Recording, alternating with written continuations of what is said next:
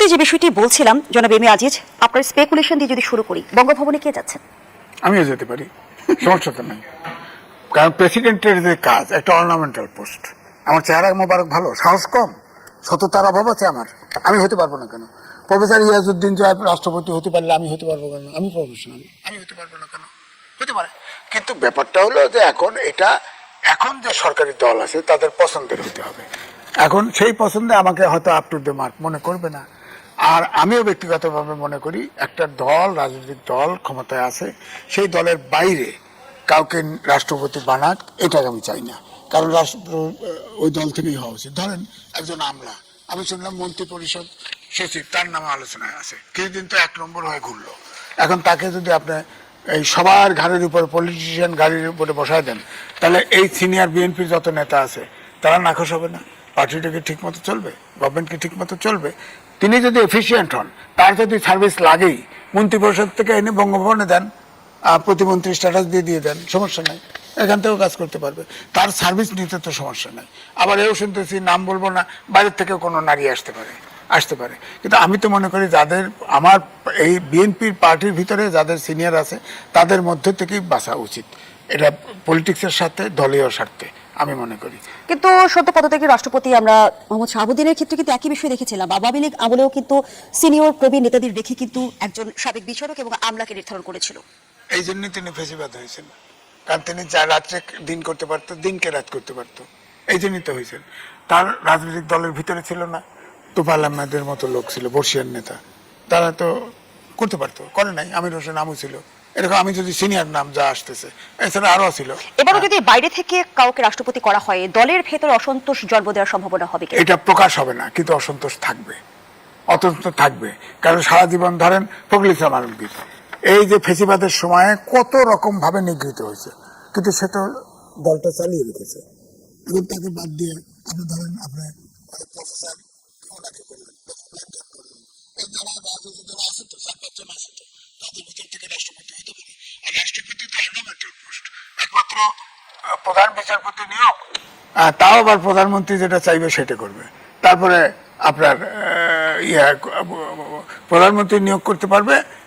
আর শাহাবুদ্দিন সাহেব সবচেয়ে ভালো কথা বলছে, সে বলছে মাজার জিয়ারত করা ছাড়া আর কোনো ক্ষমতা নেই। তো এটা তো অর্নামেন্টাল পোস্ট, যে কাউকে বানায় দিলেই চলবে। সে পরামর্শ সরকারের বাইরে তো কিছু করার নাই।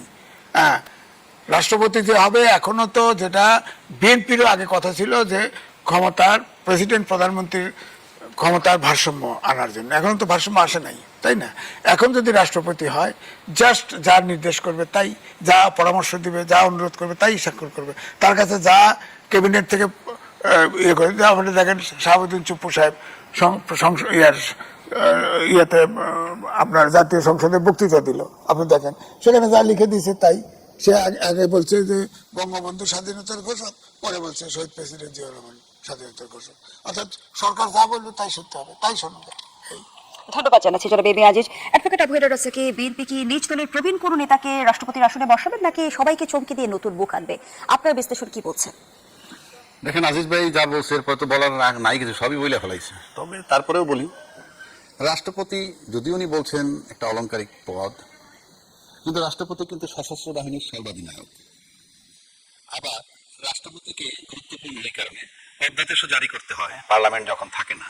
এই যেমন এখনো যদি এই মুহূর্তে কোনো জরুরি আইন করতে হয়, অধ্যাদেশ জারি করতে হলে রাষ্ট্রপতিই করবে, সংসদে আবার না বসে রাখতে তবে স্বাধীনভাবে করবে না, সেটা তো আরেক চ্যাপ্টার। আর কিন্তু প্রশ্ন হচ্ছে আপনি রাষ্ট্রপতি কাকে বানাবে তার আগে ভাবতে হবে এই রাষ্ট্রপতিকে সরাইলো কেন। এই রাষ্ট্রপতিকে সরাইলো কেন যদি আপনি বুঝতে পারেন, তাইলে বুঝতে পারবেন যে কাকে বানাতে হবে। এই রাষ্ট্রপতিকে কি সরানো হয়েছে, নাকি রাষ্ট্রপতি নিজে পদত্যাগ করেছে? রাষ্ট্রপতি নিজে যদি পদক্ষেপ মানে নিজে সরে যেত, তাইলে 2 বেলায় 2 পদের কথা উনি বলতেন না। যারা তাকে অরিজিনালি নিয়োগ দিয়েছিল তারা তখন বলছেন যে বঙ্গবন্ধু স্বাধীনতার ঘোষক, আবার যখন এই সরকার আসলো তখন বলেন জিয়া রহমান স্বাধীনতার ঘোষক। এইটা বলতেন না যদি উনি স্বেচ্ছায় যাইতেন। আমার বঙ্গবন্ধে থাকতে হবে, তাতে যাকে যা বললে খুশি হয়, যা বলা দরকার তাই বলবো, কি আসে যায়, এতে আর যাই হোক গ্রহণযোগ্যতা থাকে না। এখন প্রশ্ন হচ্ছে যে আপনি সকালে এক কথা বিকালে এক কথা বললে সাময়িকভাবে আপনাকে অ্যালাউ করতে পারি আমি, কিন্তু আপনার বিশ্বাসযোগ্যতা বা ক্রেডিবিলিটি বলতে যা বোঝায় সেটা থাকে না। এখন বলতে পারেন যে বিএনপি তাকে এই 5 মাস রাখছিল কেন? বিএনপি তাকে রাখছিল অনেকগুলো কারণে। 1 নম্বর, আওয়ামী লীগ 16 বছর রাজত্ব করছে, এই 16 বছর রাজত্বের মধ্যে একটা বিরাট বলয় আওয়ামী লীগ তৈরি করছে, সেটা রাজনৈতিক মাঠে, সেটা আপনার আমলাতন্ত্রের মধ্যে, সেটা আপনার মিডিয়ার মধ্যে, সর্বত্র প্রশাসনিক ইয়ের ভিতরে 16 বছর লালন করা ইয়ে থেকে চট করে রাষ্ট্রপতিকে সরাইতে পারে নাই। এবং রাষ্ট্রপতিকে সরানোর জন্য বলছে, তখন বিএনপি বলছে সাংবিধানিক সংকট হবে। আসলে সেটা বলতে তারা বাধ্য হয়েছে পরিস্থিতিগত কারণে। কেননা রাজনীতির আন্দোলনে কেউ সরে না, আলটিমেটলি প্রশাসন যদি সাথে না নামে। অর্থাৎ শেখ হাসিনা যখন চলে গেছে তখন কিন্তু প্রশাসন স্টপ হয়ে গেছে, তাই ফায়ারিংটাকে স্টপ করতে হয়েছে। এই যে করতে হয়েছে ওটাই তার যাওয়ার জন্য কারণ। তো যেহেতু ওই সময় বলছে সাংবিধানিক সংকট হবে, এটা রাজনৈতিক নেতাদেরকে দিয়ে বলানো হয়েছে। কেননা আর্মির পক্ষে এটা বলা সম্ভব না, আমলারা এটা বলতে পারবে না, কারণ তারা প্রজাতন্ত্রের সার্ভিস দেয়, প্রজাতন্ত্রের সেবা দেয়, সে কারণে বলছে। তাহলে এখন তাকে সরাইলো কেন? কারণ আপনি তপ্ত লোহার উপরে বসছেন। যখন আজকে বিএনপি যখন দায়িত্ব নিছে তখন তপ্ত লোহার উপরে বসছে, এবং সেক্ষেত্রে ওই যে বলয়টা 16 বছরের পুরাতন বলয়, তার থেকে বেরোইতে অনেক সময় লাগছে। এখন সেই বলয় থেকে যখন সিদ্ধান্ত নিতে পারছে, আমার পায়ের তলার মাটি কিছু শক্ত হয়েছে, এবং যে বলয়ের কথা আমি বলতে সেই বলয়টা কিছু দুর্বল হয়ে আসছে, তখনই তাকে সরতে বলছে। এই কারণে সিক্রেসি অ্যান্ড প্রাইভেসি, কারণ যিনি সকালে এক কথা বিকালে এক কথা বলেন, যেটা আমি আগে বললাম, অন্তত তাকে তার উপর ডিপেন্ড করা যায় না। এবং এই সরকার আমার কাছে মনে হয় নির্বাচনের সময় যে জায়গাটায় ছিল, বা নির্বাচনের ইমিডিয়েট আগে, সেটা নির্বাচনের পর সময়ের ব্যবধানে আমার কাছে মনে হয় যে কোনো একটা অনেক জায়গা থেকে সরে আসছে এই সরকার। সরে আসার কারণে ওই বলয়ের সাথে তার একটা প্রবলেম তৈরি হতে পারে, একটা গ্যাপ তৈরি হয়েছে। তা নাহলে যাকে 5 মাস রাখলাম তাকে এখন সরানোর প্রয়োজন ছিল না। এই যে রাষ্ট্রপতি, যে বলয়ের রাষ্ট্রপতি, আওয়ামী শক্তির রাষ্ট্রপতি, সে কারণে তাকে সরাইতে হইতেছে এখন, যেটা এই সরকার মনে করতেছে, তাই তাকে বলা হয়েছে। এখন যদি আমাকে প্রশ্ন করেন তাহলে কাকে বানানো যায়, এখন বিএনপির ভিতরে বানানোর লোক আছে। আজিজ ভাই বলছে যে তুমি যোগ্য। ইয়েস, আমি তাকে অযোগ্য মনে করি না, কারণ আমরা ইতিমধ্যে দেখেছি এমন অনেক প্রতিভাবান লোক পছন্দ করেছেন বিএনপির টপ নেতারা, একদম সর্বোচ্চ নেতা যিনি, তাকে নিয়ে অনেকজনে অনেক কথা বলে। কিন্তু আমি বলি যে না, এটা হয়তো সঠিক না, কারণ মাননীয় প্রধানমন্ত্রী তার তৃতীয় নয়ন দিয়ে কার প্রতিভা কিভাবে দেখছেন আমরা সেটা জানি না। কাজে ওনার দলের ভিতরে বহু লোক আছে, এমন লোকরাও নিতে পারেন যারা আমরা নিন্দা করতে পারি, কিন্তু উনি তৃতীয় নয়ন দিয়ে হয়তো দেখবেন উনি প্রতিভাবান। আবার উল্টা দিকে আসেন, আর একটা কথা বলি, এটা আমার কনসার্ন। আমি একটা সচেতন লোক হিসাবে যেই বলয় থেকে উনি বেরিয়ে যাচ্ছেন, এবং যে সমস্ত কারণে এই রাষ্ট্রপতিকে সরানো হইল, উনি ওনার দলের ভিতর থেকে এমন কাউকে যাতে না নেন যিনি একই বলয়ের হয়ে যান, কিংবা শাহাবুদ্দিন সাহেবের মানে রিপ্লেসমেন্ট যাতে হুবহু না হয়ে যায়। কেননা কোনো দলই, ওই দল থেকেই বলা হচ্ছে, তার উপদেষ্টারা বলতেছে অনেক গুপ্ত জামাতো নাকি বিএনপির ভিতরে আছে, সুপ্ত অনেক লোক আছে, গুপ্ত অনেক লোক আছে, তার দলের লোকেরাই বলছে। তো যদি বলে বিএনপিতে আওয়ামী লীগের বলয় কি আছে? আপনি কেমনে বুঝবেন? সেখানে আমার অনুরোধ থাকবে, আপনি বিচক্ষণতার সাথে প্রধানমন্ত্রী এমন একজনকে চুজ করবেন, সে যাতে যাকে সরাইলেন তার কপি না হয়ে যায় গুণগতভাবে। ধন্যবাদ জানাচ্ছি অ্যাডভোকেট আবু হেরা রাজাকে। যারা বেবি আজিজ, যেমনটি অ্যাডভোকেট আবু হেরা রাজাকে দাবি করছিল যে রাষ্ট্রপতিকে সরিয়ে দেওয়া হয়েছে, একটু জানতে চাই, যদি রাষ্ট্রপতি পদত্যাগ সমঝোতার ভিত্তিতে হয়ে থাকে, সেটি কি আসলে রাজনৈতিক সমঝোতা? সমস্যা নেই, সরকার আছে, অনেক দিন তাকে রাখছে, তখন রাখছে। আমরা এটা প্রকাশ্যে জানি যে বিএনপি এবং আর্মি যাতে আপনার রাষ্ট্রের শূন্যতা তৈরি না হয় তাকে রাখা হয়েছে, এবং তিনি যে সংবিধানের যে নিয়ম আছে, তো বিএনপি যে পারপাস দিয়ে রাষ্ট্রপতিকে তার পদে বহাল রেখেছিল, সেই পারপাসকে তিনি সার্ভ করেছেন। করেছে তো, সংসদে যা বলছে না, জিয়াউর রহমান স্বাধীনতার ঘোষক, 106 অনুচ্ছেদ উনি বলুক, 106 অনুচ্ছেদ অনুযায়ী রেফারেন্স নিয়েছে না, কোথায়? কিন্তু রাষ্ট্রপতিকে নিজে থেকে বক্তব্য দেওয়ার সুযোগ ছিল। বুঝি নাই, আপনি সংসদের কথা বলছেন, সেখানে সংসদে তো ওটা সরকারের ক্যাবিনেট যেটা লিখে দিয়েছে ওটা উনি বলছে, এটাই তো বলবে, এটাই তো তার ক্ষমতা। প্রধানমন্ত্রীর পরামর্শ ছাড়া তো কিছু তার করার এখতিয়ার নাই। যে আমি যেটা বলছি যে প্রধান বিচারপতি ওই বক্তব্যের মধ্য দিয়ে কি পারপাস সার্ভ হলো? তাকে অফিসিয়াল কাজটা করা, ধরেন ওই সময় ধরেন প্রধানমন্ত্রী ছিল, শেখ হাসিনা পালিয়ে গেছে, স্পিকার সেনানিবাসে আশ্রয় আছে, হ্যাঁ, রাষ্ট্রপতি যদি চলে যেত সরকারের কি থাকতো? এর আগে তো তিনি দাবি করেছেন যে তিনি পদত্যাগ পত্র পাননি, রাষ্ট্রপতি। সে তো আমরা তো জানি তো, মানব জমিনের সম্পাদকের কাছে বলছে পান নাই, বলছে এটা সত্য। কারণ পদত্যাগপত্র আমরা যতটুকু শুনেছি, প্রধানমন্ত্রী ছিলেন শেখ হাসিনা, তিনি রেজিগনেশন লেটার লিখছিলেন, কিন্তু সে সময় পায় নাই, কারণ বঙ্গভবনে আসলে তো খতম হয়ে যায়। শেখ হাসিনা যেখানে জনগণ দিয়ে ক্ষমতাচ্যুত হয়েছে, সেখানে পদত্যাগ পত্র কি আসলে মুখ্য? দরকার ছিল, দরকার ছিল। তাহলে স্মুথলি প্রধানমন্ত্রী যদি চলে যেত, এখন ধরেন এই যে 6 তারিখে সংসদ বাতিল করে দিচ্ছে, কোন একটিরে বাতিল করছে? আমি যদি প্রশ্ন করি, আমার তো প্রশ্ন আছে, এই প্রশ্ন থাকতো না। প্রধানমন্ত্রী যদি রেজিগনেশন দিত, সাথে সাথে সরকার বাতিল হয়ে যেত। আইনবিদরা যদি একটু অ্যাডভোকেট আবু হেনা রাজাকে আপনার কাছে বুঝতে চাই, গণঅভ্যুত্থান কি সংবিধান মেনে হয়েছে? সেটা ভিন্ন সে তো কথা। অনেক পুরনো প্রশ্ন আপনি নিয়ে আসলেন। আপনি আইন মেনে কি হয়? আপনি আইনের ভিতরে রেখেই তো মানুষকে 16 বছর নির্যাতন করছেন, আইনের ভিতরে রেখে। কোন আইন? যে আইনের ভিতরে রেখে নাকি আইনের অপব্যবহার করে? বলতেছি সেটাই তো কথা আপনি তো একটা আইন বানিয়ে নিছেন আপনার মতো করে। যেমন ধরেন 70 অনুচ্ছেদ সংবিধানের, যে আপনি নিজে যদি পদত্যাগ করেন সংসদ সদস্য থেকে, তাইলে আপনার দলের থেকে পদ থাকলে আপনার সদস্য পদ চলে যাবে। আবার দলীয় সিদ্ধান্তের বাইরে যদি ভোট দেন, আপনার দলীয় পদ। এটা তো গণতন্ত্রের সিস্টেম না। তার মানে আমার ওপিনিয়নটাকে আপনি বন্ধ করে দিলেন।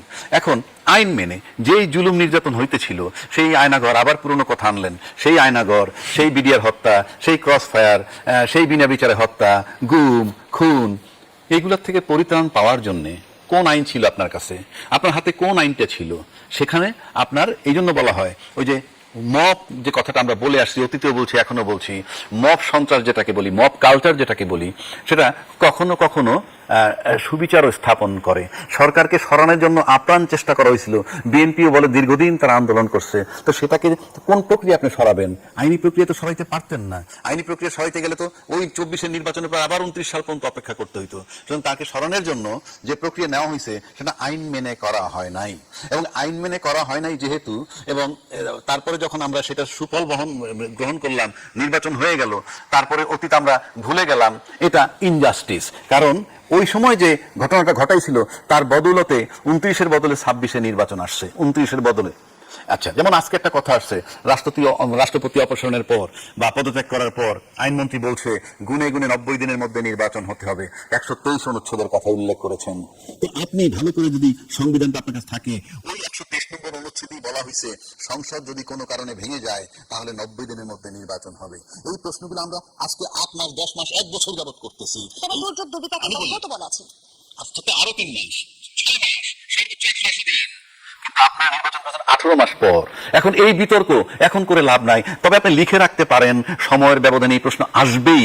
যদি না আসতো, তাহলে আজকে আইনমন্ত্রী কেন বলতেছে রাষ্ট্রপতির পদ শূন্য হয়েছে, 90 দিনের মধ্যে নির্বাচন হবে, হতেই হবে? তাহলে ওই নির্বাচন, এই প্রশ্ন ওনারা তো সংসদ নির্বাচনের সময় তুলেন নাই।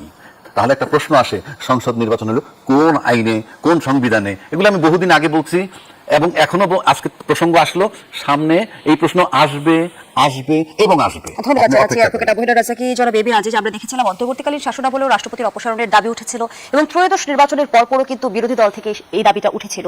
কিন্তু আমরা তখনও দেখেছি রাষ্ট্রপতি বহাল তবিয়তে ছিল। এখন ত্রয়োদশ নির্বাচনের ইতিমধ্যে 5 মাস অতিক্রম হয়েছে।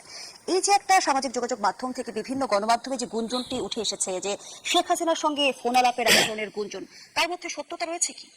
এটা তো প্রমাণ নাই। টেলিফোন করতেও পারে, নাও পারে, আননোন নাম্বার থেকে ফোন করতে পারে, আপনি জানবেন কেমনে? সুতরাং এটা এটা এটা খুব হয়েছে, যে আলোচনা হয়েছে লন্ডন গিয়ে উনি চিকিৎসার নামে গিয়ে শেখ হাসিনার সাথে আলোচনা করেছে। এটা চাউর হয়ে গেছে, সারা বাংলাদেশে সবাই বলে। তো এটা প্রমাণ কই? কোনো একটা মিডিয়া, মাস মিডিয়া, এমনকি মাস মিডিয়াতে লেখে, তাও তো লেখে নাই কেউ। হ্যাঁ, তো এটা নিয়ে আমরা যেটার প্রমাণ নাই সেটা। আর আমার কিন্তু ব্যক্তিগতভাবে ভিন্ন। শেখ হাসিনার নাগরিকত্ব আছে তো এখনো, তার প্রেসিডেন্ট ছিল সে। এখন যদি সে কথা বলতে চায়, সে তার রিস্ক আছে, আমি বুঝলাম। সরকার অন্য, প্রেসিডেন্টের সাথে সে কথা বলবে কেন, এই আর্গুমেন্ট আপনি করতে পারেন। কারণ এখন তো বিএনপি সরকারের প্রেসিডেন্ট সে, সুতরাং সে প্রেসিডেন্টের সাথে কথা বলতে পারে না।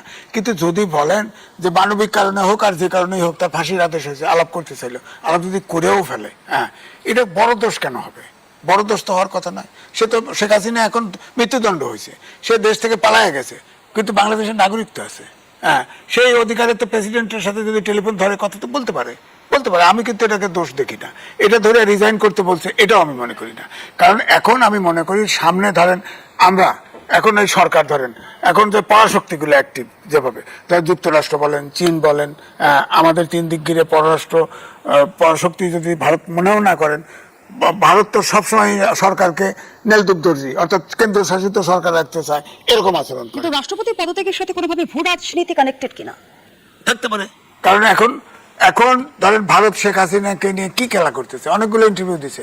আপনি তো সংবাদপত্রে থাকেন, বলেন তো দেখি একটা জায়গায় তার চেহারা দেখছেন?